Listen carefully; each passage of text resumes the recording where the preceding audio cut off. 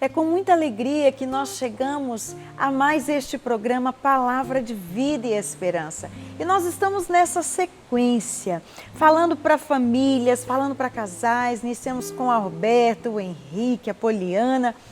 E hoje nós temos aqui um casal, Andréia e Gilson, que vão falar um pouquinho para nós sobre um tema muito importante, que é o diálogo na família.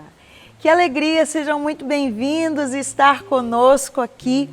E hoje eu queria que vocês iniciassem, claro, falando também, com todos aqueles que nos acompanham no Palavra, mas sempre foi fácil viver o diálogo em casal?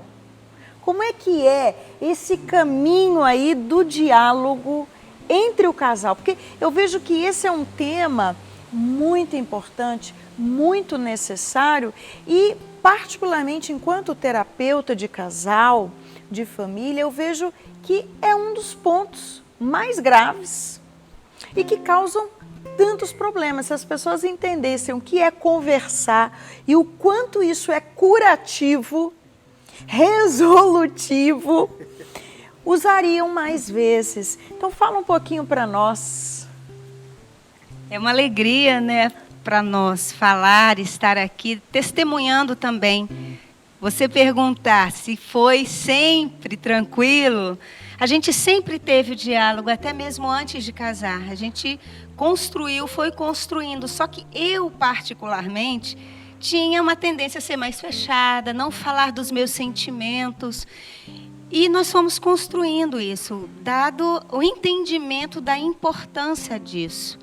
Então, o que eu fazia? Eu fui vendo estratégias, além de ir entendendo cada situação, eu fui buscando estratégias. Uma forma que eu fazia, fiz muito no início, no namoro eu fiz muito, era escrever.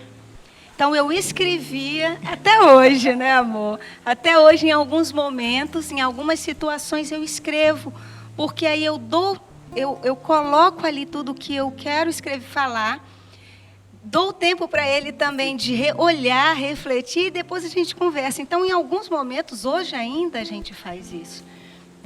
Então, isso foi uma estratégia que eu usei, e até digo para muitos casais fazerem isso, É interessante que, olhando a nossa trajetória, quando a gente namorava, realmente eu vi essa dificuldade na Andréia de poder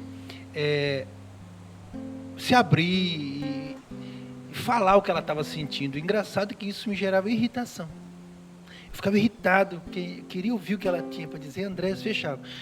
Mas hoje, na atualidade, a gente percebe que a gente aprendeu muito.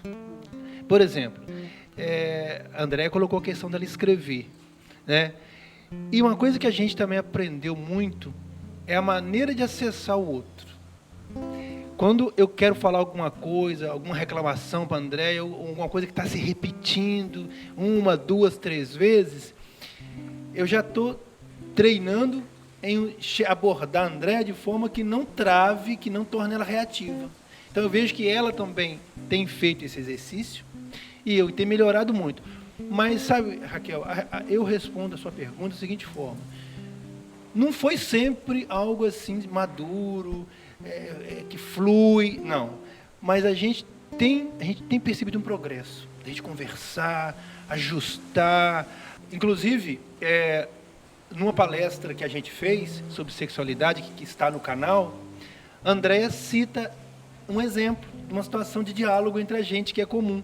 Por exemplo, antes da gente namorar, ter o nosso momento de intimidade, acontece muitas vezes, já aconteceu, de nós sentarmos para conversarmos, ajustarmos algumas coisas que estavam ali meio tortas, e a noite acabou muito bem, muito maravilhosa, acontecendo até perdão nesses momentos. Então, assim, e nós, hoje, a gente reconhece, sabe, Raquel, a necessidade o que é interessante, Jesus, quando você diz assim, a gente está amadurecendo, a gente está aprendendo.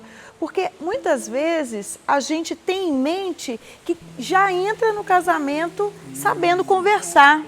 Não, é porque conversar todo mundo conversa, mas o diálogo entre o casal não é qualquer conversa, não é de qualquer jeito, não é do jeito que era na minha casa, ele precisa ser construído, né? Então você tem que ir amadurecendo, aprendendo, entendendo a diferença do homem e da mulher. Sim. Porque não adianta, o homem ele tem uma cabeça. E se ele for falar com a mulher do jeito que está na cabeça dele, a cabeça da mulher é outra e ela não vai compreender. Então precisa ter uma construção.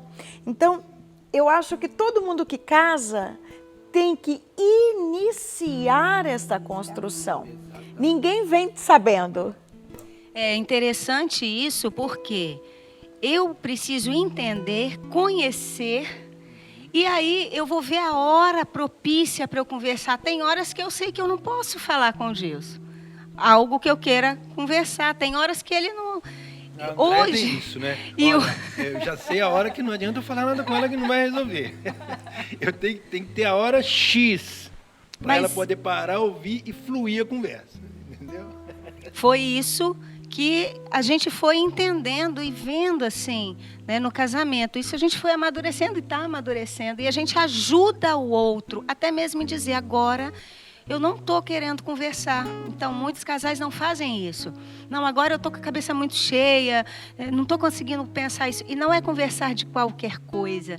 Ah, vamos conversar. A gente conversa muito sobre os filhos, sobre as contas, mas Raquel, é conversar de nós. E sabe, isso é muito importante para você evitar conflitos no casamento e evitar desgaste. Você respeitar a hora do outro, saber o jeito do outro, como que você vai abordar. Nossa, eu vejo em mim, André, como que isso elimina muitos momentos que poderiam ser de tensão, de irritação e fechamento de não querer conversar.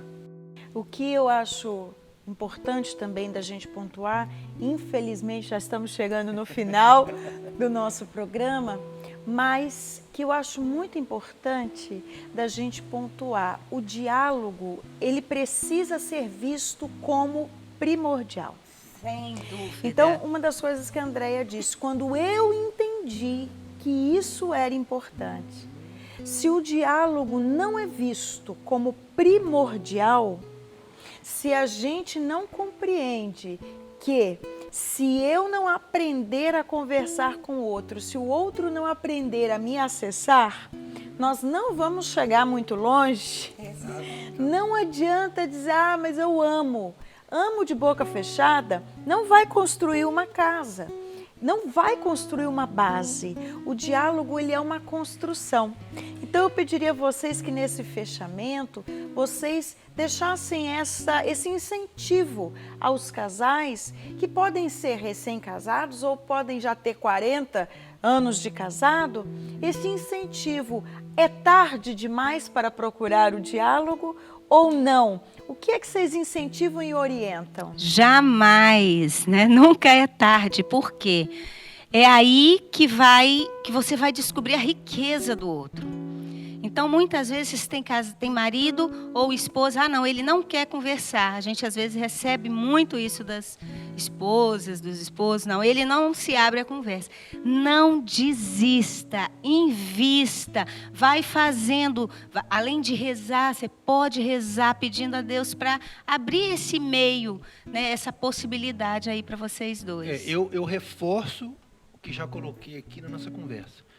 Que procure conhecer a hora do outro, o momento do outro, a hora de acessar um ao outro, porque isso é fundamental. Eu perceber o momento de eu chegar e conversar e colocar uma situação, resolver uma situação. Isso é fundamental. E é começar. Eu decido por começar esse processo de um diálogo no meu casamento, na família, e a coisa vai se construindo. E é importante a gente deixar aqui claro, né, Gilson, que você também é terapeuta de casal. Então, também faz esse trabalho de levar outros casais a esse entendimento. Então, é importante que você perceba o quanto é urgente dar atenção a isso. É urgente. E se você não consegue sozinho, procure ajuda.